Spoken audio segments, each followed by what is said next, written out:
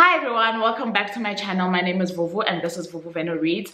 I've been away for a while. I'm very much aware of that, but I'm back and we shall not talk about the March TBR. What we will say is that I have no business doing TBRs, and from henceforth, here on forth, that will be a thing of the past. So Vuvu Vena _reads is an amazing book reviewer, also YouTuber. She reviews books on YouTube, and if I'm not mistaken, she also has a blog as well. So please, if for your connection with literature, get in touch with or follow at VUVUVENA_reads. She is based in South Africa, and I think it is also extremely important to follow literary content creators who are based outside of the West and in continental Africa, because they do a really good job of bridging the gap. We appreciate you, Vuvu, for bringing us Turning Pages and for bringing us your BookTube channel. You know, this is a chance for people to actually see some people that I really enjoy. Please consider pressing the red subscribe button down below, and if you're a returnee, welcome back, fam. Vuvu, you're amazing. Thank you so much for your time. Now that we've settled that, I thought I'd bring you guys a wrap up of what I managed to read in March, which was just 2 books, as well as what I managed to read in April, right? So in March, I managed to read these 2 books. The Essex Girls by Sarah Perry and Lenny Kravitz's Let Love Rule. These are both sent to me by Jonathan Ball Publishers. So the Essex Girls I plan to review on my blog, www.vuvuvenareads.com. But all in all, it looks at feminism, or rather, yes, the feminist theory from various angles. You're using various examples of women who challenge their current system through various generations. My only and my biggest critique about this book is that there is no representation for women of color. There is a mention at the start of a certain famous woman, but really their story is not as focused as the other women that are being explored in this collection, I guess. And for me, that really left a very bad taste in my mouth. But like I'm saying, I'm going to review this on the blog soon. And I buddy rated this one with Transkai Makeover on Bookstagram, and it was interesting. Sorry, I didn't tell you my rating for the Essex Girls. I rated this 3 out of 5.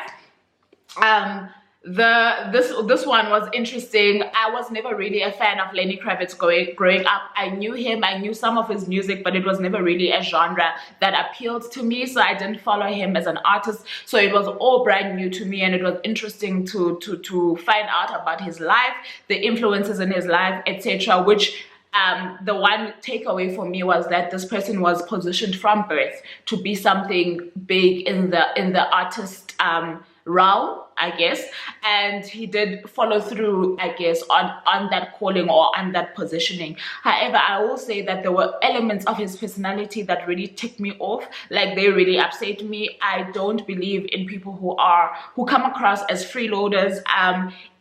I don't know if maybe people will say that this is how hippies live their lives if you've read this book, but there was something there for me that really just didn't resonate in terms of his choices and how he carried out his life, as well as how relaxed his family situation seemed to be.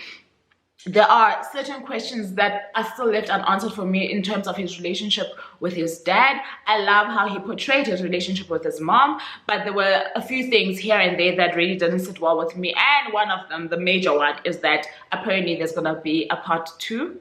The way that the book ends leaves you believing that there's gonna be a second book, and I just don't understand why. I really don't understand how or why this whole story could not have been put, all of it, into this much. But who knows, I might even read that, because like I'm saying, the story in its entirety was interesting.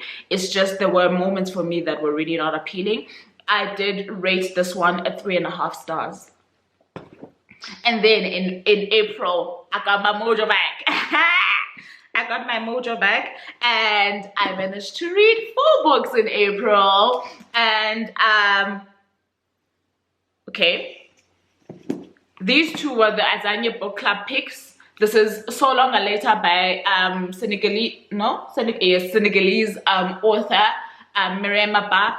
It is a classics, it's an African classic that I feel like every woman of color should grab at their soonest availability or a possibility, because in here Miriam Abba packed so much for women to navigate life. It was first published, I want to see when it was first published, because this is part of the fascination with the book. This one states 1980 as the first date of publication. I don't know if it was published sooner than that. And in here, like I'm saying, it navigates the feminism ideology in a very story-like manner, right? It is a letter that is being written to a friend about how this one woman has navigated being female in Senegal and under the religious what do you want to call it, doctrine of that area, as well as under the times and the expectations on women and how they were expected to live and navigate life. But like I'm saying, there are pearls in here that are probably everything that she's actually navigated in here is applicable to women of color in modern day society, which is what makes it such a gem. And it is one that you should own in your bookshelf. It is one that you should revisit at least once every few years. It is impeccably well told. It is, there will be moments of things that you feel like, oh, they could have left this out or they could have put this in a different way. But overall, it was a really, really, really good one for me. And I rated this one 5 out of 5 stars. And then I read She Would Be More. Yeah, She Would Be More. Like, what's wrong with me? She Would Be King by Wayetu Moore. This one is... what is the country?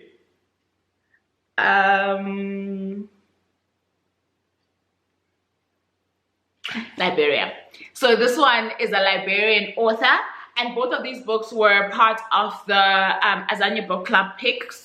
And this is a Liberian author, and she tells a story about the power of a woman's abilities, I guess, in society and in impacting history, even though to some degree we could seem as outcasts in certain societies. She speaks to the undeniable nature of femininity and its impact on sorry, I'm just being interrupted, on life in general. And she brings in some magical realism. She brings in the strengths of Black characters. It is how do you call it? It is centered around Black main characters, male and female. But for me, the biggest takeaway is how she positions the female characters in the story, and how they can claim back their power from history, from society, from what has been seen as a norm in society, and redefine what it is that we understand of the Black woman's place in the world. So I absolutely loved this one. This one was I absolutely loved this one. This one is a 4 out of 5 stars for me. And then the next book that I picked up, this is not in any particular order, by the way, it was Tana Mkolozana's Hear Me Alone. I buddy rate this one with Fence to Fence over on Bookstagram. This was my first Tana Mkolozana book. You guys will know him from I think his most famous one is A Man Who Is Not a Man, and he's obviously well known for the biopic or film or movie, I don't know what you want to call it because I still haven't watched it, in Leba. And in this one he talks to the nativity story, so right, Jesus's birth and how he came about, and he puts an African spin on it, if you will. This is blasphemous to the core, so if you are a sensitive reader in terms of Christian religion, this might be a hard one for you, to the point where I feel like it is more blasphemous than the Dan Brown book, that what is the Da Vinci Code, and the buzz that the Dan Brown book created when it first came out. I feel like if Tando was well known, this book would have caused even bigger reactions. It was an interesting book to read. It was kind of hard to read, I don't want to lie to you guys. It was not an easy read, but it was highly interesting. So for me, the subject matter kept me going. However, it's not a book that I would recommend to somebody who says, I want to get into Tandem Kolozana or I want to read something from South Africa, because it's not an easy read. I don't know if that makes sense, but it was quite interesting to me, and especially if you are familiar with the Christian nativity story, then this one will be of interest to you as well. So this one I rated a 4 out of 5, I want to say. Yes, so this one I rated a 4 out of 5 stars. And then, oh my god, I finally read The Death of Vivian Gy. This copy was sent to me by Jonathan Ball Publishers. Guys, Nigeria and the fire that they are bringing with the queer literature. I mean, God.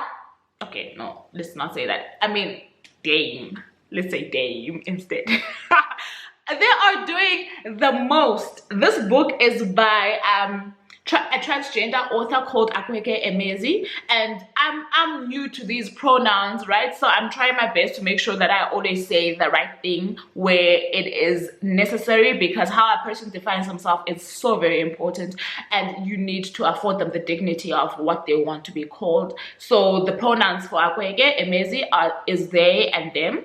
So this book obviously navigates how this main author, Vivian Gy, lived and died, and the story that unfolds is one that is so emotional, right from the start. There's this sense, it's a moving story, if you want to call it that, and how Akweke writes is also so delectable, man. You just want to keep reading. They write so very well, and for me, it really put me on the radar for their other books. They have a YA book called Pet, and they also have another book before this one. Their debut is called Fresh Water. I've heard great things about both books, so I am on the lookout for them. But this one specifically really did touch a part in my heart that was really, I don't know, I really do feel like Nigerian authors are doing something phenomenal with the queer literature that maybe I'm not consuming much queer literature from anywhere else, so I might not know if I can compare it to anything else. But this for me is just, it stole my heart, and I absolutely love what they did with the story. And with that said, that's the last book in my March/April wrap up, and thank you so very much for joining me. If you've stayed till this far, please don't forget to like, share, comment, and most specifically subscribe. We hit the 500 mark. I had to go out there on the socials and ask for a few follows, because I really do believe that this is my passion, and from time to time this does become a little bit like you can lose your passion because you feel like there is no reception on the other end. So if you are on here and you've watched a few of my videos and you have not subscribed, please do the right thing. It really means a lot to me. Just press that red subscribe button. It really doesn't cost you anything, and join the family. With that said, let me not say any more. Thank you very much. Catch you on the next video. Bye now.